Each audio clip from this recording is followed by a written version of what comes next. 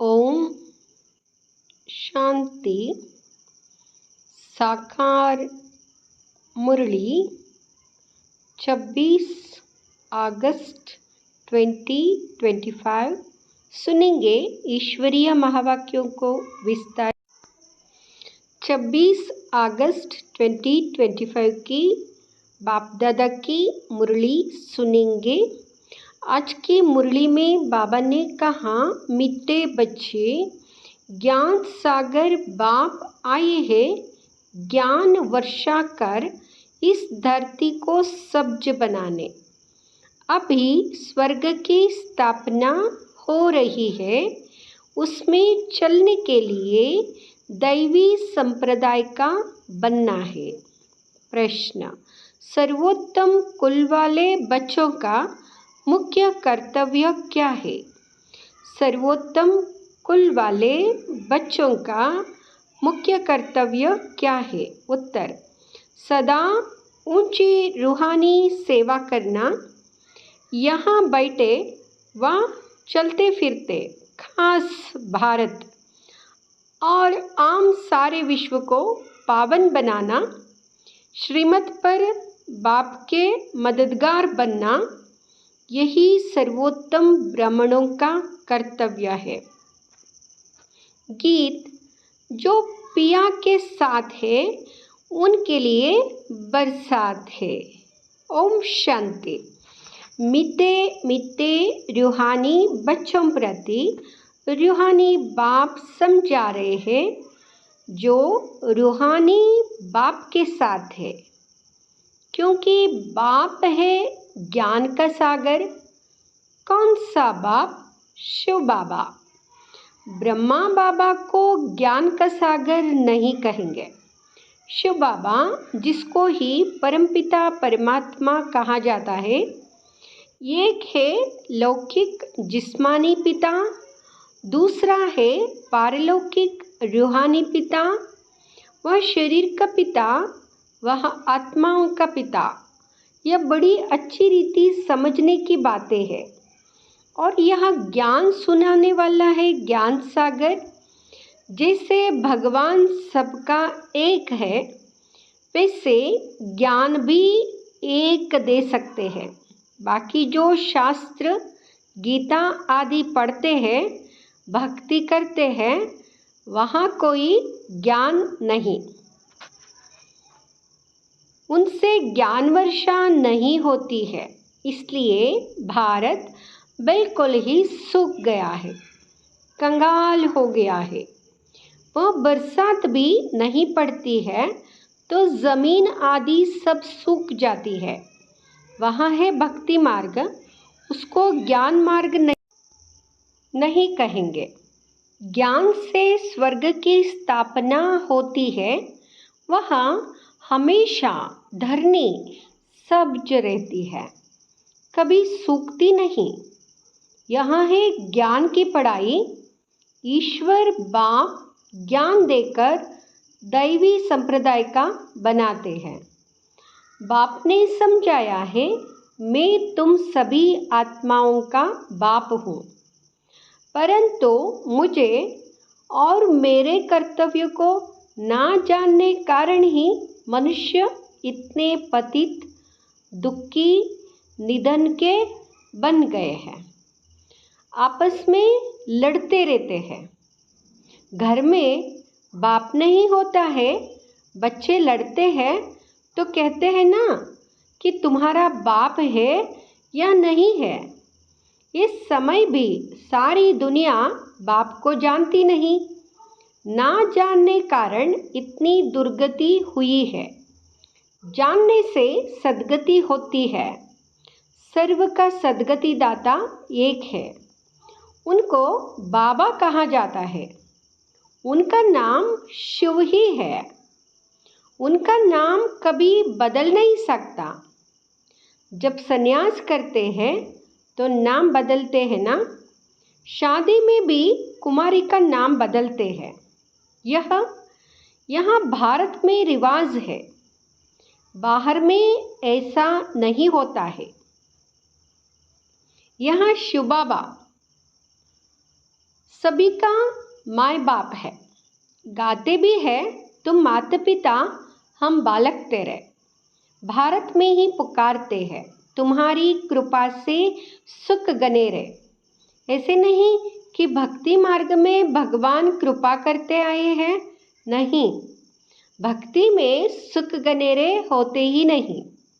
बच्चे जानते हैं स्वर्ग में बहुत सुख है, वह नई दुनिया है, पुरानी दुनिया में दुख ही होता है। जो जीते जी अच्छी रीति मरे हुए हैं उनके नाम बदल सकते हैं, परंतु माया जीत लेती है तो ब्राह्मण से शूद्र बन जाते हैं। इसलिए बाबा नाम नहीं रखते हैं। ब्राह्मणों की माला तो होती नहीं, ब्राह्मणों की माला बनती नहीं है, क्योंकि आज फर्स्ट में है, कल सेकेंड, थर्ड। बच्चे सर्वोत्तम ऊंच कुल वाले हो, ऊंच रूहानी सेवा करते हो, यहाँ बैठे व चलते फिरते तुम भारत की खास और विश्व की आम सेवा करते हो। विश्व को तुम पवित्र बनाते हो। तुम हो बाप के मददगार। बाप की श्रीमत पर चल तुम मदद करते हो। यह भारत ही पावन बनना है।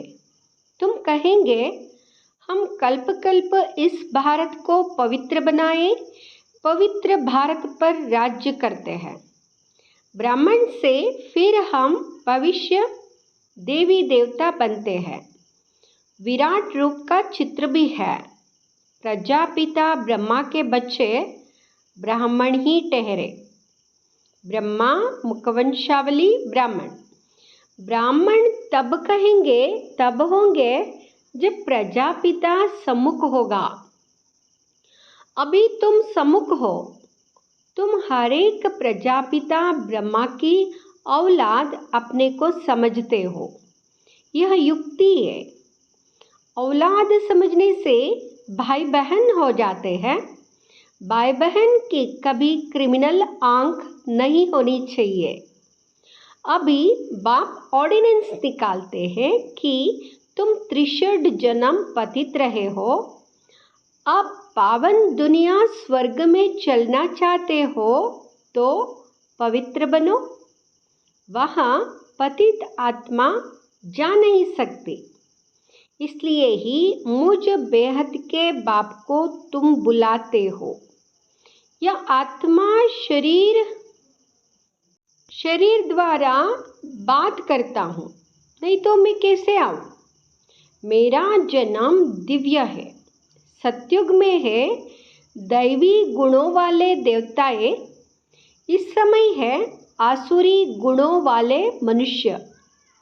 यहाँ के मनुष्यों को देवता नहीं कहेंगे। फिर भल कोई भी हो, नाम तो बहुत बड़े बड़े रख देते हैं। साधु अपने को श्री श्री कहते हैं और मनुष्यों को श्री कहते हैं, क्योंकि खुद पवित्र है, इसलिए श्री श्री कहते हैं। है तो मनुष्य, भल विकार में नहीं जाते, परंतु विकारी दुनिया में तो है ना। तुम भविष्य में निर्विकारी दैवी दुनिया में राज्य करेंगे। होंगे वहाँ भी मनुष्य, परंतु उनमें दैवी गुण है। वो भी मनुष्य ही है, लेकिन दैवी गुण वाले होंगे। इस समय मनुष्य आसुरी गुणों वाले पतित है। गुरु नानक ने भी कहा है, मूत पलीती कपड़ दोए। गुरु नानक भी बाप की महिमा करते हैं।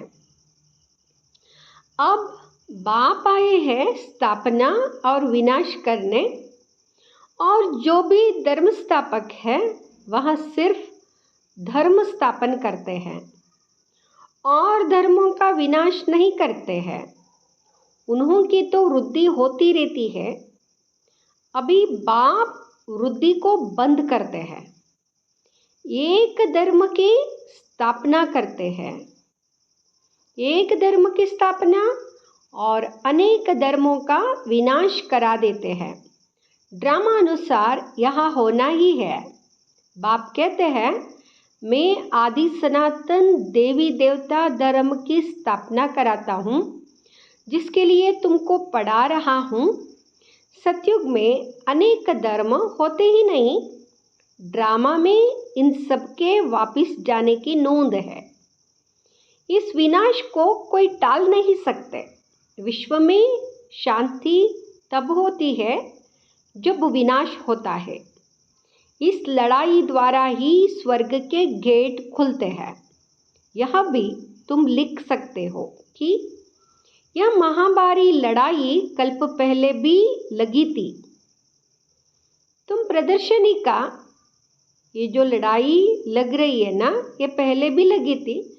तुम प्रदर्शनी का उद्घाटन कराते हो तो यह लिखो, बाप परमधाम से आए हैं हेवन का उद्घाटन करने। बाप कहते हैं, मैं हेवनली गॉड फादर हेवन का उद्घाटन करने आया हूँ। बच्चों की ही मदद लेता हूँ स्वर्गवासी बनाने के लिए। इतनी सब आत्माओं को पावन नहीं तो कौन बनाए? ढेर आत्माएं हैं, घर घर में तुम यहाँ समझा सकते हो। भारतवासी तुम सतो प्रधान थे, फिर 84 जन्मों बाद तमो प्रधान बने हो, अब फिर सतो प्रधान बनो। मन मना भाव, ऐसे मत कहो कि हम शास्त्रों को नहीं मानते हैं। बोलो, शास्त्रों को हम मानते हैं, हम क्यों नहीं मानते हैं? और भक्ति मार्ग को तो हम मानते थे, परंतु अभी यहाँ भक्ति मार्ग की रात पूरी होती है। ज्ञान से दिन शुरू होता है। बाप आए हैं सद्गति करने। समझाने की बड़ी युक्ति चाहिए। कोई अच्छी रीति धारणा करते हैं, कोई कम करते हैं। प्रदर्शनी में भी जो अच्छे अच्छे बच्चे हैं वह अच्छा समझाते हैं। जैसे बाप टीचर है तो बच्चों को भी टीचर बनना पड़े। गाया भी जाता है सद्गुरु तारे। बाप को कहा जाता है सचखंड की स्थापना करने वाला सच्चा बाबा। झूठ खंड स्थापन करने वाला है रावण। फिर झूठ खंड किसने स्थापन किया? रावण ने किया। बाबा तो सचखंड की स्थापना करते हैं, झूठ खंड रावण करते हैं। अब जबकि सद्गति करने वाला मिला है तो फिर हम भक्ति कैसे करेंगे? भक्ति सिखलाने वाले हैं अनेक गुरु लोग।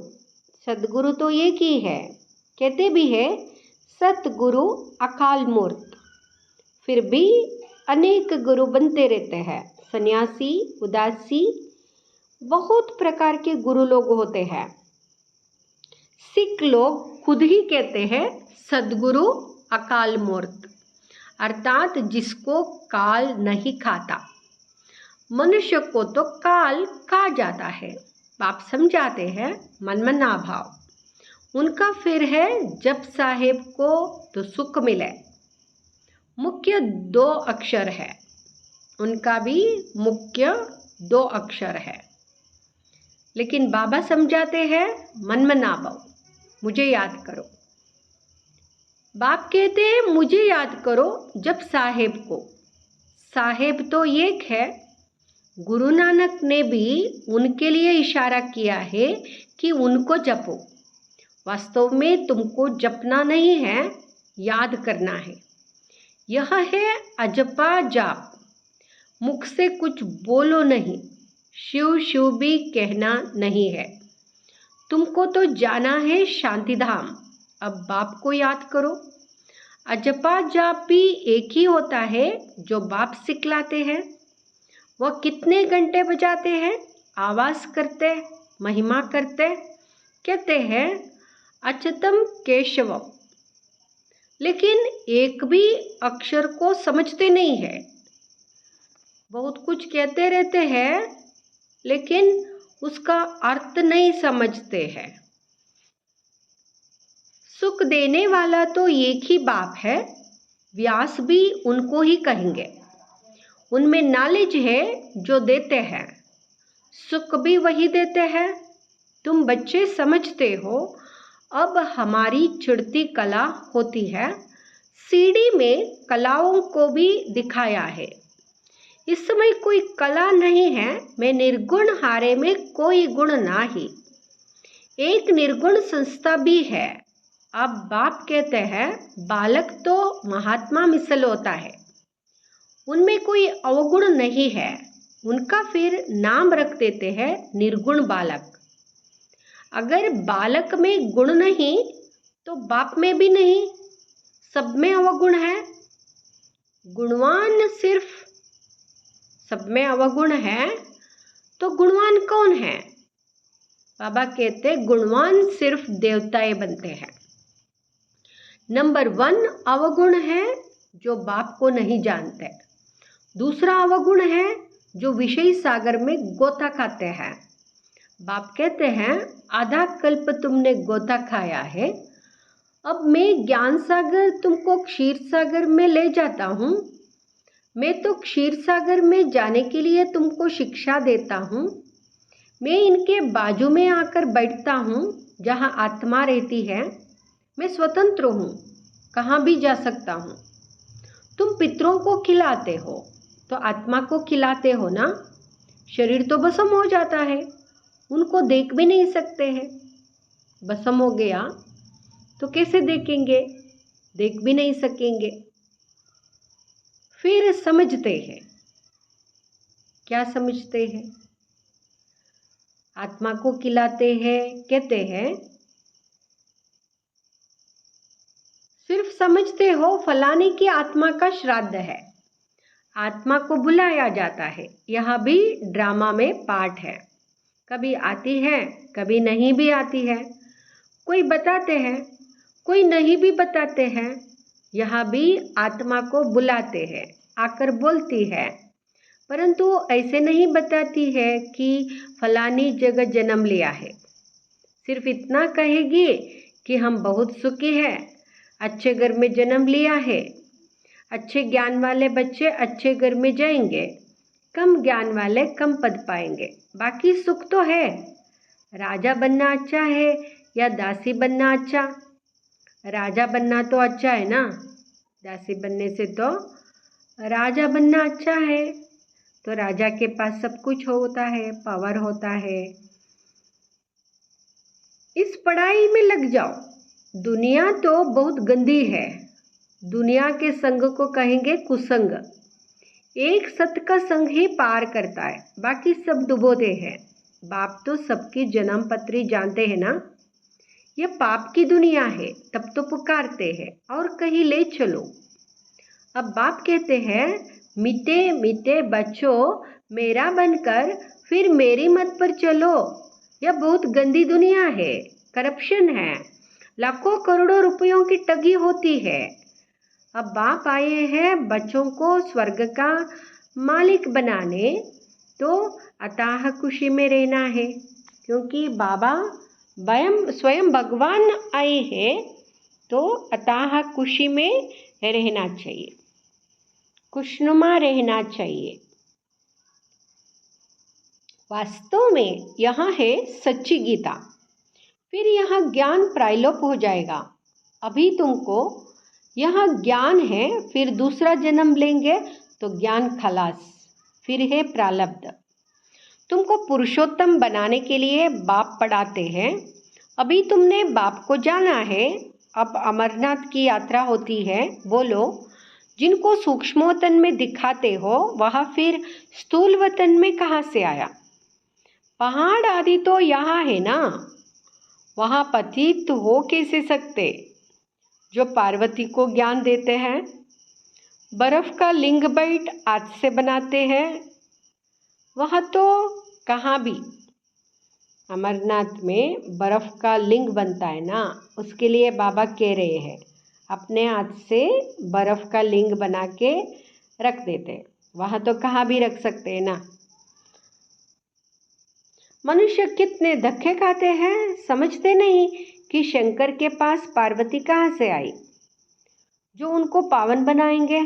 शंकर कोई परमात्मा नहीं, वह भी देवता है। मनुष्यों को कितना समझाया जाता है, फिर भी समझते नहीं, पारस बुद्धि बन नहीं सकते।